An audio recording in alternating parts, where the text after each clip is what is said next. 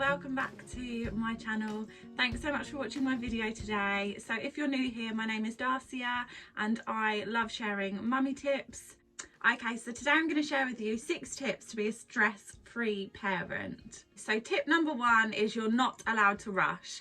So when getting ready for the morning routine, getting the kids up in the morning, there's no rushing allowed. So what is best to do is obviously get some things prepared the night before. If that's obviously make the lunches, do the snacks, even if you're staying at home for the day.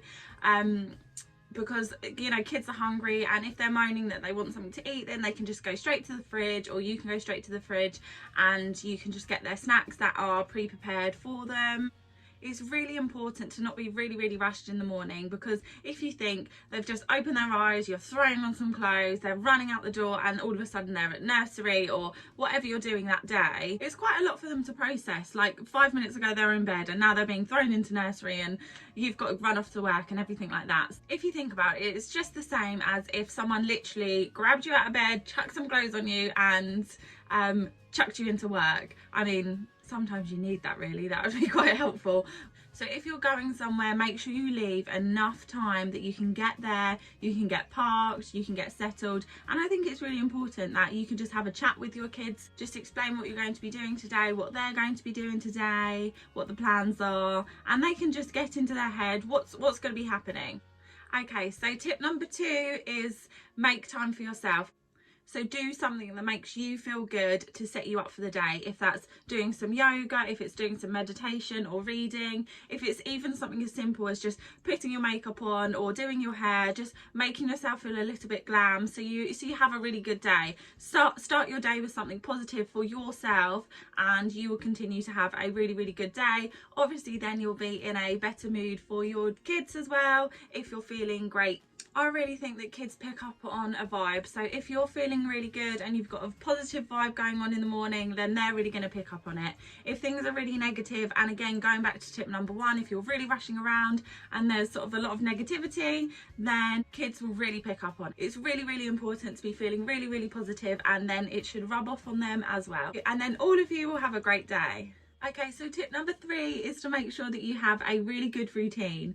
So even if it's setting a schedule that morning, just so you know what you're doing, just write some notes in your phone, or I have a app on my phone which I make some timetables. You know what you're doing each day, you know what you're doing for the week, you know what jobs you've got to do. Then it's really good, so you can plan your week and what you need to get done around your kids' routine.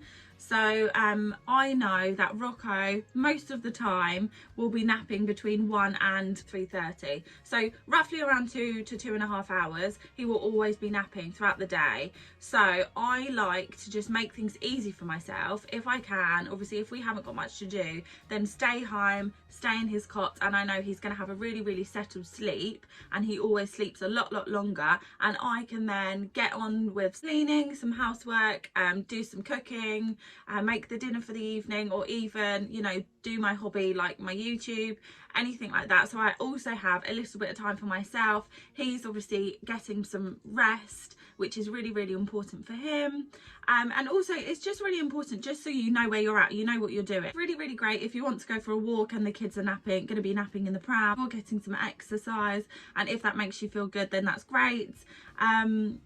But if you've got some jobs to do, if you've got some life admin, then if you think about it, it's going to be really good if they're going to be napping in their cot, and then you can get on with some jobs as well. When the kids are just napping anywhere, they're falling asleep in the car at whatever time, you're not using nap times as productive as possible. Okay, so tip number 4 is to make sure that your kids have enough sleep for their age. Obviously, if they are in the toddler stage, and they should still be napping in the daytime. So this is a little bit similar to tip number 3, but it's just based on your child's behaviour. One of my friends actually recently asked me, which triggered this tip, is how do I get Rocco to behave so well? Which he does not behave well all the time. My tip for her was actually, I think it's just to do with his sleep. If he's had his nap, he's absolutely great, he's in a really good mood, but if he hasn't had his sleep, or he's missed his sleep that day, he is so grumpy and miserable, and then it really affects their behaviour. I find then he's really quite He can then be a little bit naughty if he is grumpy because he's really overtired. I do not let Rocco sleep later than 3:30 because then that affects him going to bed at 7 o'clock. If you can just do your best to try and make sure they're having a nap in the day if they need it, then it will just make everyone's day a lot better. Obviously, if your kids aren't grumpy, then it won't sort of have an effect on you as well. So it just makes it better for everyone. So sleep is so important.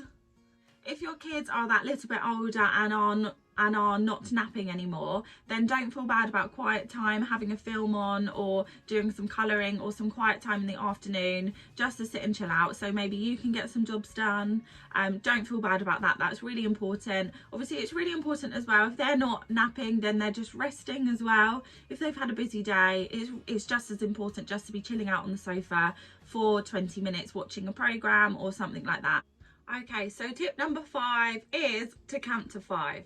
So if your kids are being a little bit grumpy and they're playing up a little bit, instead of just answering them straight away, just think about how you're going to react. So the best thing to do is count to 5. Children are learning so much, going to new places, seeing new things, meeting new people. They are learning new emotions and new behaviours, and they can also be overtired. There is so much going on, let's face it, that is a lot. So for their little brains, it's a lot to take in a lot of the time. So sometimes when they are playing up or testing your patience, it's quite easy to answer with a stressed tone.